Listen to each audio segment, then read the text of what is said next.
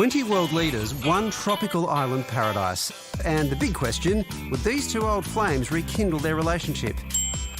Early signs were good as the PM put in some groundwork with Xi's wingman. Last night's dialogue was very positive with Premier Li, and I thank him for it. Clearly, the feeling was mutual. Hey, I got a text. Meet me on the sidelines tomorrow night. That tryst, the first top-level meeting between Australia and China in 6 years, is underway right now. And while it's nice to be out of the diplomatic deep freeze, we've got a fair old backlog of issues to get through. There are trade bans on a bunch of different Australian exports, from meat to wine to barley and everything else. Those sanctions costing Aussie exporters upwards of $20 billion since 2020. Then there's the looming war with Taiwan. Can't forget the looming war with Taiwan. And as if that wasn't complicated enough... This week, a hot new bombshell enters the villa. Don't call me up, I'm going out tonight, feeling good. Joe Biden putting the moves on Xi during last night's 3.5-hour behind-closed-doors meeting. President Xi, it's really glad to be able to see you again in person. And I believe there's a little substitute, though, to face-to-face discussions. And the glint in Xi's eye was unmistakable. I also look forward to working with you to bring China-US relations back to the track of healthy and stable development to the benefit of our two countries and the world as a whole. But they too have their issues. China has slammed a visit by a US senator to Taiwan. China fired several missiles into the waters of Taiwan. The region has been on a knife's edge. And while love triangles do tend to end in tears... I've never met anyone so fake, so cold-hearted. This is a throuple that could work for everyone. On the Chinese side, the fact that the US and China are talking is significant. It creates a bit more space for Australia. For years, sometimes nothing happens, and then in weeks, everything happens. So I'm hopeful that some things will start to move quickly now. Well, 10 News First National Affairs Editor Hugh Remington is on the ground for us in Bali. Hugh, right now the PM and Xi are breaking about 6 years' worth of ice. Is there a feeling about how this might go? Well, let's just look at the pictures. This is an historic moment. It's breaking news. This is the moment in which the two men have finally put aside all the difficulties that Australia has been facing with China now over many years to at least get in the same room together. Just two blokes in a room. How difficult can we possibly be?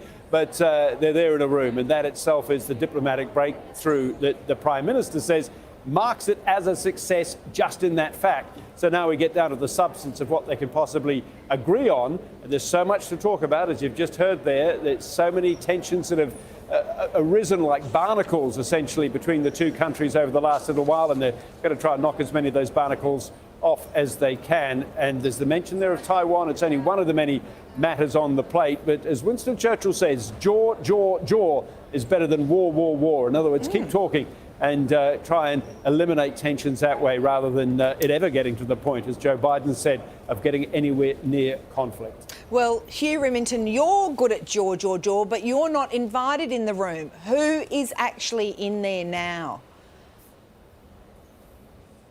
Well, at the moment, this is a leader meeting. And so this is where the real action comes, because you can have ministerial meetings, you can have all the rest of it, but it is in the meeting of these two guys that everyone else essentially becomes far less relevant to the game. Plainly, what matters are the interpreters, and they have a really important job because you have to get the nuance that's coming from the Chinese leader, and he wants to hear the nuance coming from Anthony Albanese, because so much of the conflict that lies between us, and it's diplomatic conflict, of course, it lies in these misunderstandings on the value of words, on the precise structure of phrases that we might put around issues like Taiwan, tensions and assertiveness in the South Pacific, about even whether it's allowed for Australia to say that there should be an international inquiry into the origins of COVID.